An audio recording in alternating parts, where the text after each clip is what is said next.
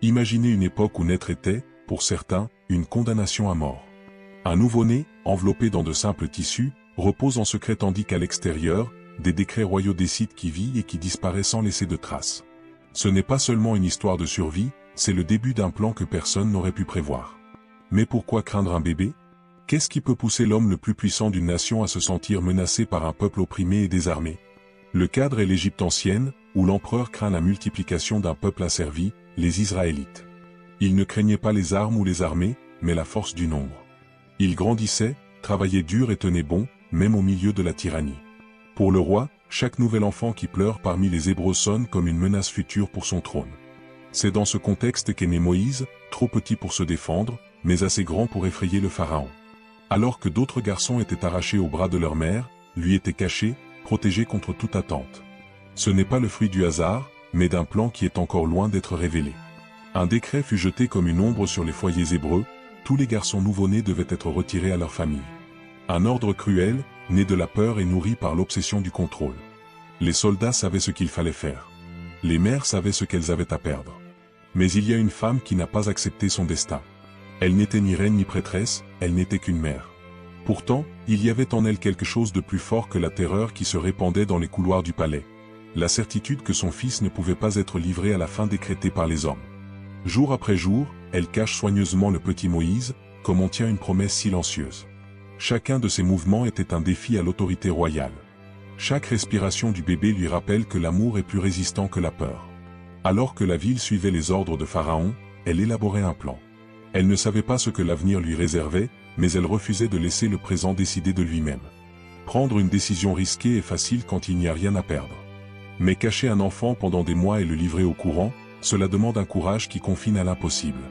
Lorsque la mère de Moïse s'est rendue compte qu'elle ne pouvait plus le garder en sécurité, elle a élaboré un plan qui défie toute logique. Elle construit à main nue une petite structure dont elle scelle l'intérieur pour qu'elle flotte. Là, enveloppé de tissu et d'espoir, son fils fut déposé parmi les roseaux du Grand Nil. Il n'y avait aucune garantie de sauvetage.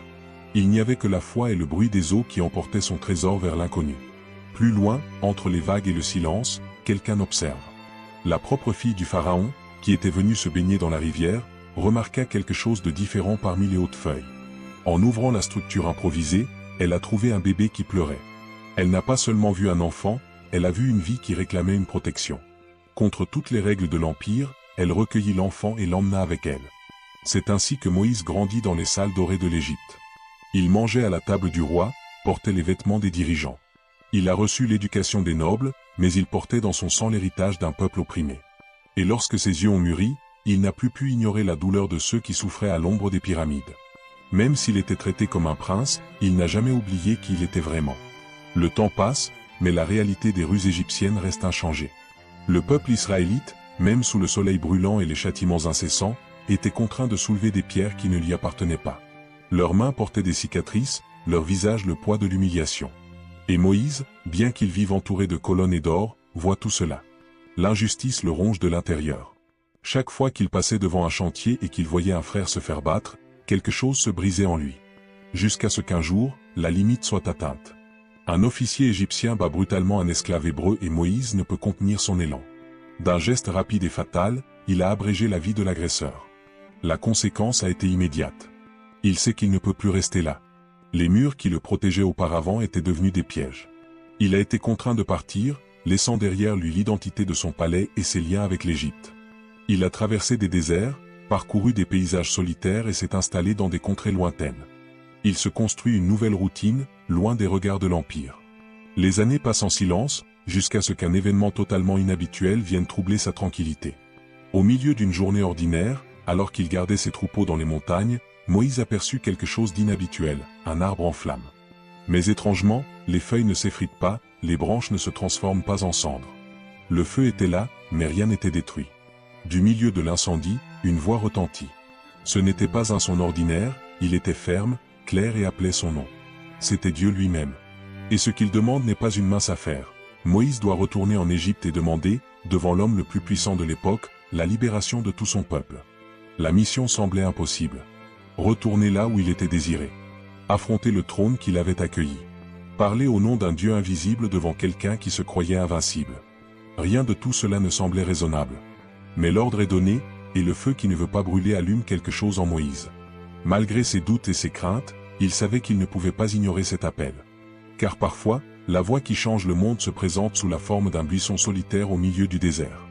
Devant le trône, Moïse prit la parole. Ces mots étaient simples, mais ils avaient de l'autorité, « Laissez partir mon peuple ». Mais le chef égyptien refuse, endurci par l'orgueil et la peur de perdre ses ouvriers. C'est alors que des signes commencent à apparaître, non pas comme des coïncidences, mais comme des avertissements clairs. Les rivières se changent en sang, les fléaux envahissent les maisons et les champs. Des insectes aux maladies, des ténèbres au chaos, chaque nouvelle calamité montrait clairement que quelque chose de plus grand était à l'œuvre. 10 fois l'avertissement a été donné. 10 fois la puissance de Dieu s'est révélée impossible à ignorer. Lors de la dernière nuit, la plus dévastatrice, les lamentations ont résonné dans toute l'Égypte. Pharaon finit par céder.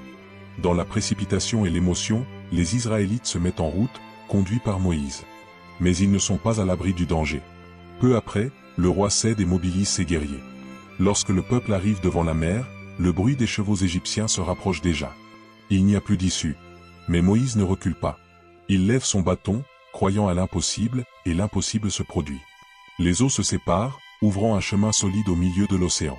Les Israélites ont traversé sans encombre, tandis que derrière eux, le mugissement des vagues préparait la fin de ceux qu'ils poursuivaient. La traversée n'était pas seulement physique, c'était le début d'une nouvelle histoire.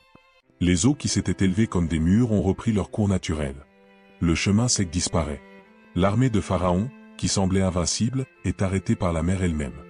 Pour la première fois depuis des générations, les Israélites sont libres. Mais le voyage est loin d'être terminé.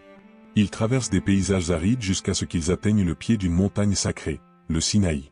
C'est là que Moïse est monté seul et a reçu quelque chose qui allait façonner la conscience d'un peuple, 10 principes clairs et directs qui enseignaient comment vivre dans le respect, la justice et la compassion. Il ne s'agissait pas seulement de règles. C'étaient des directives pour une vie intègre, un manuel venu d'en haut, gravé dans la pierre mais destiné au cœur. Moïse, celui qui a commencé caché parmi les roseaux, a fini par se dresser comme un guide. Sa vie a été un fil continu de défis, de rencontres avec le divin et de décisions difficiles, toujours par amour pour son peuple et par obéissance à la voix qu'il appelait depuis le buisson. Si cette histoire vous a touché d'une manière ou d'une autre, ne la gardez pas pour vous. Likez, partagez et commentez ci-dessous, qu'est-ce qui vous a le plus frappé dans la vie de Moïse. Si vous voulez plus d'histoires bibliques racontées comme celle-ci, abonnez-vous à la chaîne et activez la cloche, la prochaine pourrait être encore plus surprenante.